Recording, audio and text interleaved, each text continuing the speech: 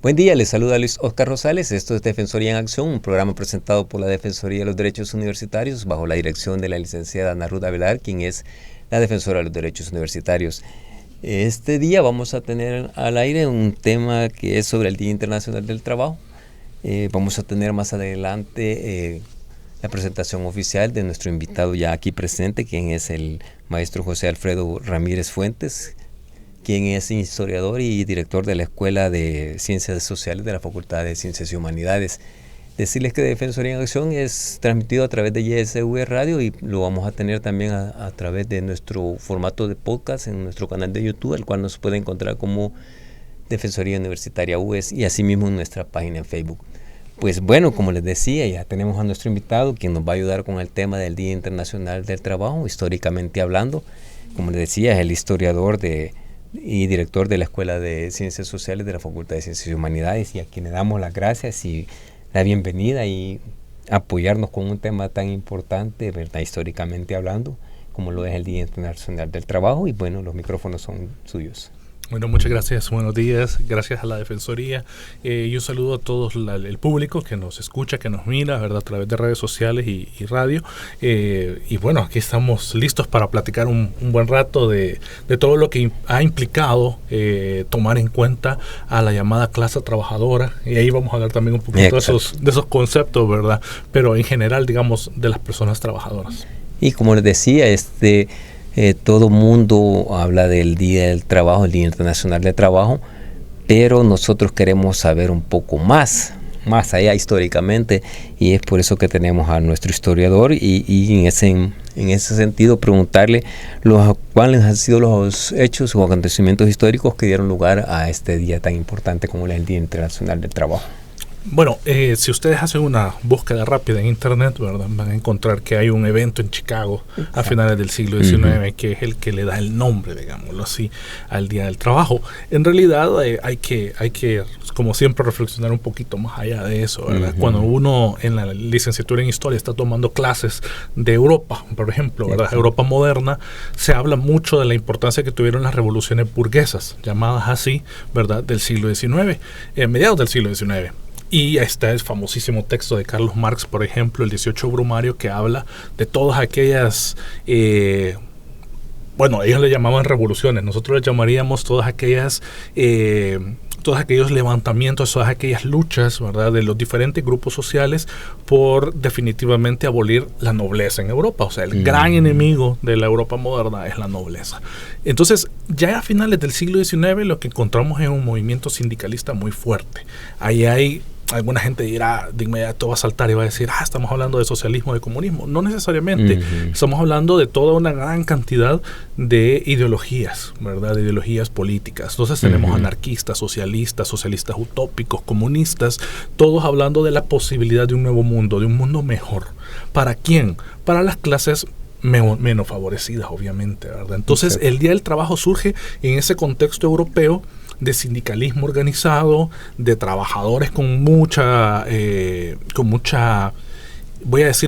voluntad, mucha muy buena voluntad por transformar las condiciones laborales. Europa y por ejemplo Inglaterra, ¿verdad?, en la Revolución Industrial tiene niños de 6, 7 años ya trabajando en las fábricas, ¿verdad? Niños llenos de ¿cómo le decimos acá? De tile, ¿verdad? Niños así negritos, sí, ¿no?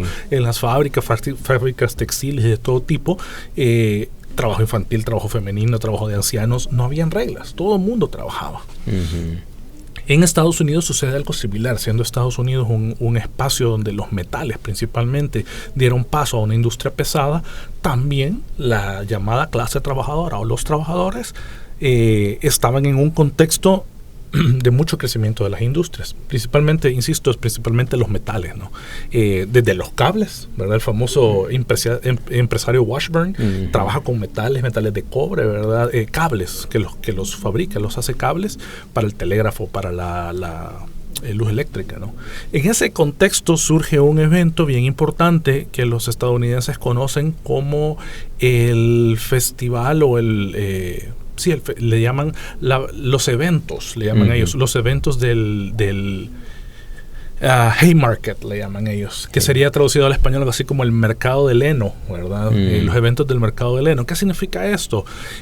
Un grupo de personas reunidas en Chicago, ¿verdad? Empiezan a hacer una protesta el 1 de mayo. ¿De dónde viene la fecha 1 de mayo? Bueno, la primera internacional y la segunda internacional, que son estas grandes organizaciones socialistas y comunistas, empiezan a establecer momentos para hacer protestas. Entonces, dentro de estas convenciones se llega a la idea de que el 1 de mayo es un buen día para hacer protestas en favor de los trabajadores.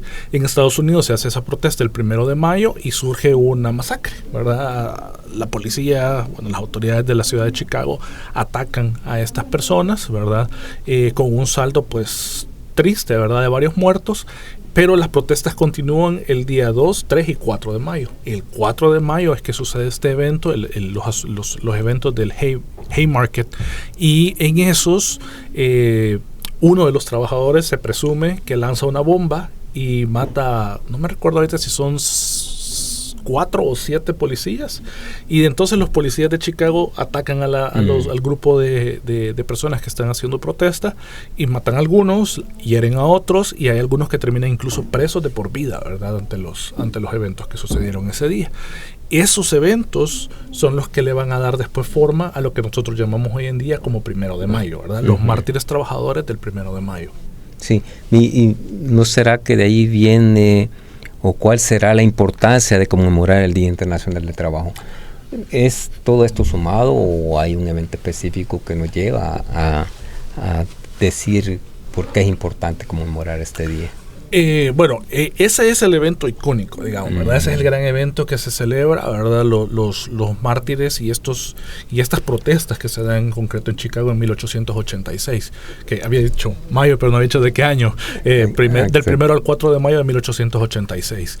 En ese momento también Estados Unidos está con una clase trabajadora enorme, ¿verdad? Es una época de oro, definitivamente, ¿verdad? Sí. Digamos, de 1880 a 1910, más o menos, unos 30 años, en los que Estados Unidos se convierte en potencia mundial. Y lo debe justamente a la mano de obra, ¿verdad? Tanto la mano de obra no calificada como la sí calificada, sí, ¿verdad? Que se está tecnificando, que está construyendo estas grandes industrias, que hace posibles, por ejemplo, las líneas de producción de Ford y otros grandes avances de la industria, ya en el siglo XX, ¿verdad? Entonces, el 1 de mayo lo que busca es no solamente conmemorar y recordar a las víctimas, ¿verdad? Trabajadores, mártires, líderes sindicales y mártires de mayo de 1886, sino a todo un periodo de la historia en el cambio de siglo, donde los trabajadores hicieron posible el desarrollo, pues por supuesto, ¿verdad?, del sistema que nosotros hoy en día conocemos. Exacto. Vámonos a nivel local. Históricamente, ¿cómo evolucionó el reconocimiento de los derechos laborales en El Salvador? Y bueno, por ejemplo, en materia de las primeras leyes, los primeros movimientos o sindicatos que se formaron, ¿cómo estuvo este momento? Vaya, para hablar de este tema es importante retomar trabajos de universitarios ilustres, grandes intelectuales que yo admiro mucho, ¿verdad? Entre ellos Rafael Mengíbar Larín. Rafael Mengíbar Larín, siendo un economista, ¿verdad?, graduado de la Universidad de El Salvador, pero después con mucha práctica en muchos estudios en otros lugares como México y Costa Rica, hace tremendos aportes a El Salvador. Uno de esos aportes que fue publicado tardíamente, ya en los años 70, creo que en el 80 es publicado el librito. Es un librito pequeñito que se llama Formación y lucha del proletariado industrial salvadoreño, si no mal recuerdo. Entonces, lo que hace Mengíbar Larín es estudiar cómo se construye lo que llamamos la clase trabajadora, es decir, el grupo de personas calificadas que trabajan en las nacientes industrias salvadoreñas. Y él identifica un periodo que sin lugar a dudas es clave para entender y responder esta pregunta, la década de 1920. Si nosotros queremos saber cuándo aparecen los primeros trabajadores industriales en El Salvador, los primeros obreros calificados, es la década del 20. Hay algo interesante que sucede ahí de acuerdo a Mengíbar. Todos los talleres, toda la gente que venía, digamos, del siglo XIX con sus talleres, sastres, zapateros, hierreros, imprenta, ¿verdad? Toda la gente que trabajaba, digamos, a nivel de su pequeño taller y que tenía esta tradición española de maestro y aprendiz, ¿verdad? Va a mutar, va a cambiar. Y eso va a suceder en la década del 10 y del 20. Entonces dice Mengíbar, en la década del 10 y el 20 ya El Salvador tiene lo suficiente, ¿verdad? Tiene el suficiente desarrollo como para empezar a construir pequeñas industrias, ¿verdad? Ya, por ejemplo, las imprentas que se manejaban con mimeógrafos y de manera muy artesanal, ahora ya empiezan a ser un poco más pesadas, a tener mayor demanda. Entonces dice Mengíbar, en ese contexto, ¿verdad?, junto al contexto internacional, es donde empiezan a surgir las primeras leyes y los primeros derechos de los trabajadores, porque esos trabajadores ya están ahí, ya están presentes. Ahorita se me olvida el nombre realmente. Hay una ley de accidentes de trabajo, creo que es de 1911, bien temprano. Esa es quizás la primera ley que aparece en El Salvador, y de ahí en las décadas siguientes empiezan a aparecer ya otras leyes, siempre son leyes secundarias, ¿verdad? Empiezan a aparecer otras leyes que tienen que ver ya con la jornada de trabajo. Una de las grandes cosas que ha luchado los trabajadores a nivel mundial en Chicago, en Europa, es la jornada de 8 horas. O sea, se tenían jornadas normalmente de 12 a 18 horas, y aquí en El Salvador también lo decimos a nivel muy coloquial, de sol a sol decimos, ¿verdad? Exacto. De 6 de la mañana a 6 de la tarde, 12 horas. Esa era la jornada mientras existiera luz, ¿verdad? Pero ya en la década del 20, los trabajadores insisten en que ese logro, digamos, de finales del siglo XIX en Europa y Estados Unidos se traslade también a nuestro país. Entonces ya la jornada de 8 horas desde la década del 20 se viene peleando, en algunos lugares se respeta, otros todavía no tanto. Quizá el cuerpo de leyes va a tener ya un impacto más fuerte en la década del 40, más o menos, si no recuerdo mal, en 1946, cuando surge el Ministerio de Trabajo. Ya con un Ministerio de Trabajo ya tenemos un cuerpo rector, ¿verdad?, que maneja, que vela, ¿verdad?, por los intereses, por el trabajo, ¿verdad?, del trabajador principalmente urbano. Aquí habrá que hacer una diferencia sustancial entre el trabajador urbano y el campesinado, que era la gran mayoría, ¿verdad? Sí, porque se oye decir que era el trabajo de fincas, ¿verdad? Ahí donde se empleaba el de sol a sol, ¿verdad? Sí. Y se tendrá registro del año en el que en nuestro país se empezó a reconocer el Día Internacional del Trabajo. Lastimosamente no. ¿Verdad? Lastimosamente yo no logré encontrar no he logrado encontrar una fuente, ¿verdad?, histórica que me diga con confianza el día. Supongo que ha de haber un decreto, ¿verdad? Pero con esto quiero dejar claro de que si nosotros decimos el 1 de mayo se empezó a celebrar en 1978 como oficialmente se maneja, ¿verdad? Dejamos de fuera 50 años de historia de los trabajadores en El Salvador. Entonces voy a decir que oficialmente se celebra el 1 de mayo desde 1978. Eso es de manera oficial. Pero hacia atrás hay tantísimo que decir sobre los trabajadores en El Salvador, que se vuelve una fecha que opaca más bien esa historia, ¿verdad? Tenemos dos grandes momentos, diría yo, y lo digo rapidito. Tenemos esos momentos de la década del 10 y el 20 que terminan con el 32, con la masacre de indígenas y campesinos del 32, termina ese primer movimiento, primer movimiento obrero, sindical, ¿verdad? Paul Almeida, por ejemplo, ha demostrado para el caso de El Salvador que entre 1927 y 1931 hay una gran cantidad de protestas públicas lideradas por trabajadores. El otro momento, bueno, eso digamos termina en el 32. El otro momento importante es de 1967 en adelante. Desde 1967 se tienen registros, ¿verdad?, de que ya se celebraba el 1 de mayo. No de manera oficial, con asueto nacional y todo lo demás, pero sí ya se celebraba, 1967, y ese año resulta también ser importante porque es el año que da apertura al renacimiento del movimiento sindical en El Salvador. Ahí van a aparecer importantes como obreros de IUSA que van a huelga en aquella época, los de Acero S.A. que se van a la huelga, de ahí va a llegar transportes públicos, buses y taxis, de ahí va a llegar también los maestros, ¿verdad? Entonces entre el 67 y 68 nosotros vamos a tener una serie de movimientos sociales. Digamos, ese es el momento más importante de los movimientos sociales en El Salvador, diría yo. Y del 68 67, 68 al 72 más o menos, tenemos todas estas, los sociólogos le llaman estas olas de protesta, o esta ola de protesta. Exacto. Extremadamente importante en El Salvador, ¿verdad? Y ahí creo yo también que se empiezan a lograr varios puntos importantes sobre los beneficios a los trabajadores.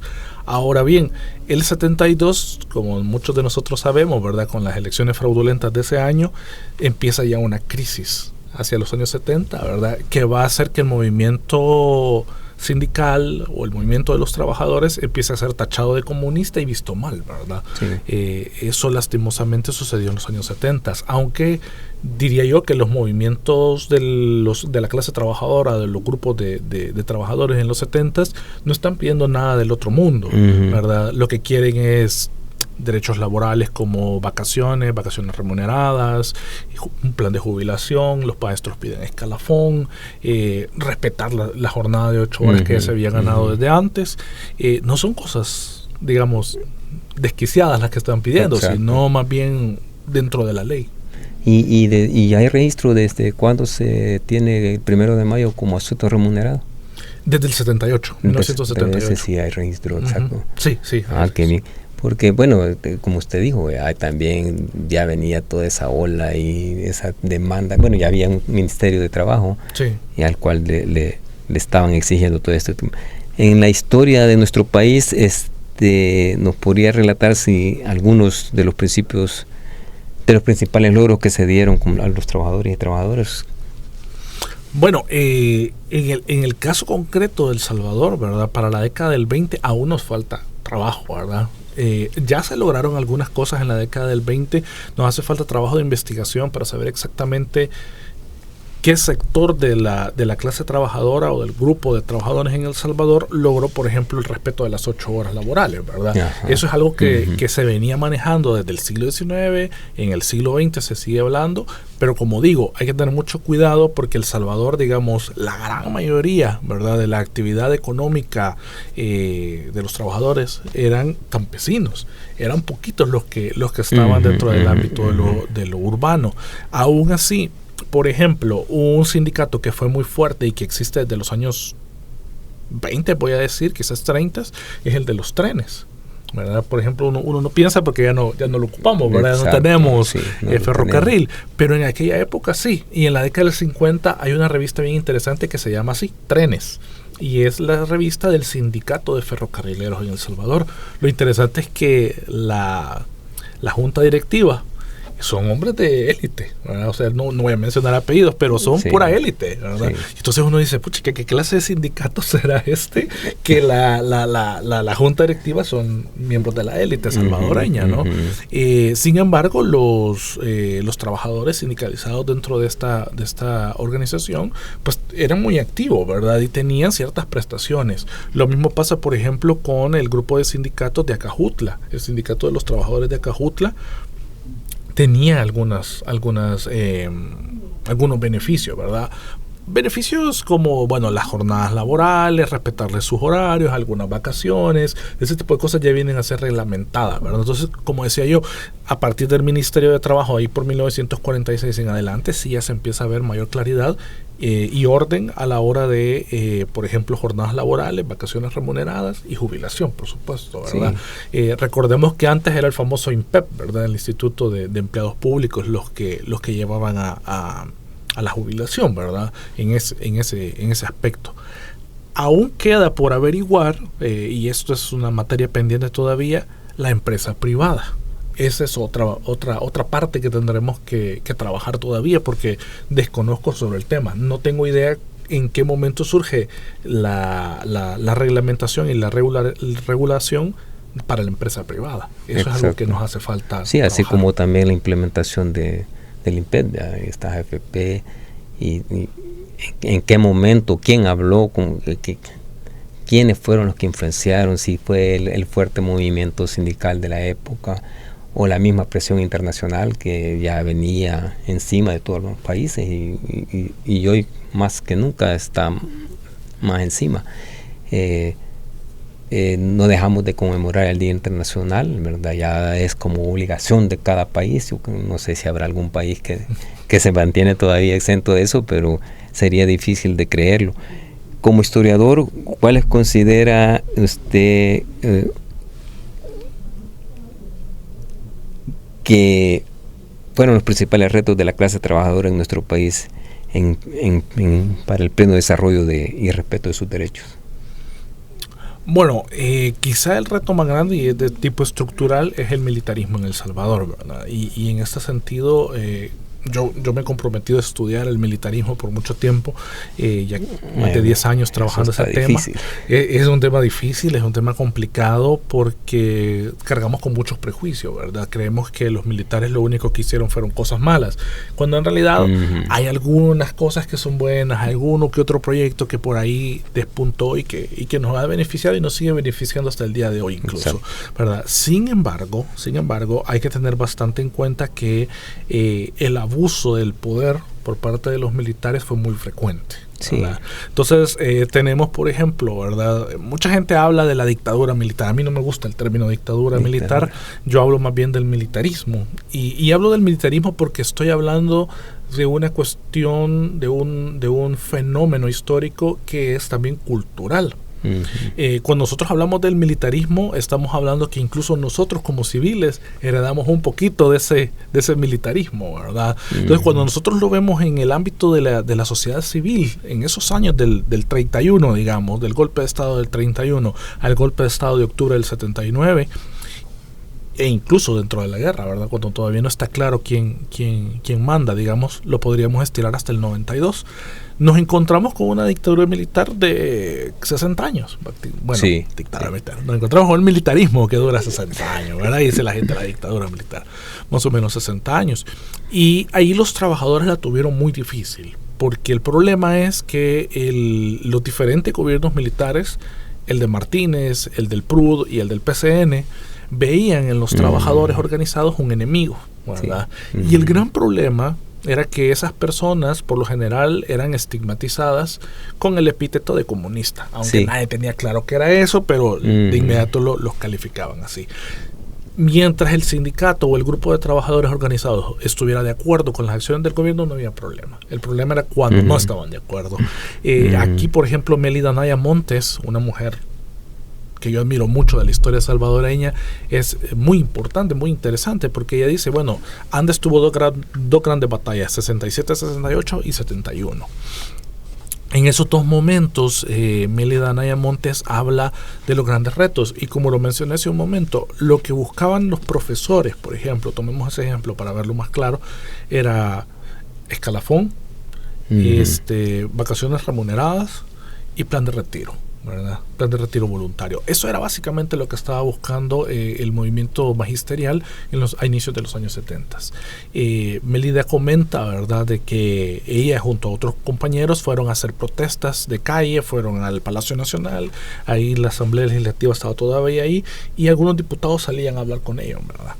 Recuerdo que alguna vez hubo uno de estos testimonios, ¿verdad?, de un miembro de Andes de los años 70 que decía que llegaron a hablar con los diputados, y los diputados, ¿qué quieren? Queremos esto y esto y esto y esto.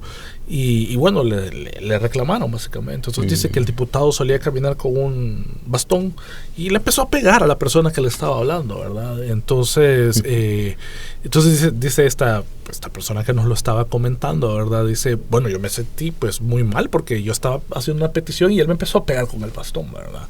Enfrente de Mélida Anaya Montes también. Y bueno, ese tipo de testimonios nos puede dar un claro indicador de cómo los civiles, ¿verdad?, la población civil empezó a interiorizar un comportamiento autoritario, ¿verdad?, un comportamiento donde se sentían en libertad de abusar de su poder. En el mismo contexto, antes del 21 de junio para el 71 ya denuncia el desaparecimiento de 2 compañeros profesores que son secuestrados y desaparecidos por los cuerpos paramilitares. Entonces, el gran problema del militarismo en El Salvador y el gran, digamos, obstáculo, no voy a decir enemigo, porque eso de inmediato los enfrenta, pero la gran amenaza para el grupo de trabajadores era justamente estos grupos que empiezan a surgir en los años 70, ¿verdad? Sí. Todos esos grupos paramilitares que empiezan a amenazar directamente la vida de las personas, y eso sucede en todos los sindicatos, ¿verdad? En todos los grupos organizados, si no están con el gobierno, son nuestros enemigos. Sí. E iban en contra de la vida de cada una de las personas. Sí, como tomaron fuerza en esos años. Claro. Y además había un movimiento internacional que estaba apoyando, de repente aparece Revolución Cubana, después más tarde aparece también la cuestión en Nicaragua, y bueno, empieza la presión, ¿verdad? Sí. Bueno, ya casi se nos termina nuestro pequeño espacio. Y bueno, sin antes pedirle, ¿verdad?, ¿cuál sería su mensaje al personal de la universidad en conmemoración del Día Internacional del Trabajo? Bueno, yo creo que lo importante para todos nuestros compañeros universitarios, para toda la comunidad universitaria, es mantenerse comprometido con su labor, ¿verdad? Creo que el Día del Trabajo no está hablando de vacaciones remuneradas, no está hablando de un día de asueto nacional. En realidad, el Día del Trabajo nos está hablando del compromiso que tenemos todos y todas como trabajadores, como profesionales, de mantener, ¿verdad?, la ética laboral, el esfuerzo necesario, ¿verdad? Y el compromiso con la institución, ¿verdad? Creo que son momentos difíciles para la UEG en el sentido del financiamiento, ¿verdad? Aún así no debemos de olvidar que somos una institución con casi 200 años de existencia, una capacidad instalada bastante grande, ¿verdad? Y las funciones de nuestra institución deben de seguir adelante. Nuestro gran objetivo es formar a las nuevas generaciones y no lo podemos perder de vista. Así que bueno, el saludo para todos los compañeros trabajadores, ¿verdad? El aprecio por el enorme trabajo que realizan y por supuesto recordarles el compromiso que todos tenemos. Exacto. Bueno, ahí están las palabras de nuestro invitado de este día, quien es el maestro José Alfredo Ramírez Fuentes, quien es historiador y director de la Escuela de Ciencias Sociales de la Facultad de Ciencias y Humanidades. Esto ha sido Defensoría en Acción. Gracias a todos por haber estado en sintonía y los invitamos a que vean nuestro podcast en nuestro canal de YouTube, el cual es Defensoría Universitaria UES, y así mismo nos va a encontrar en nuestra página en Facebook. También tenemos nuestro sitio web que es www.defensoria.ues.edu.sb. Para mayor información también o algún comentario que quieran hacer, nos pueden escribir a nuestro correo, el cual es defensoria.universitaria@ues.edu.sb. Les estuvo acompañando Luis Oscar Rosales y esto fue Defensoría en Acción. Gracias, hasta la próxima.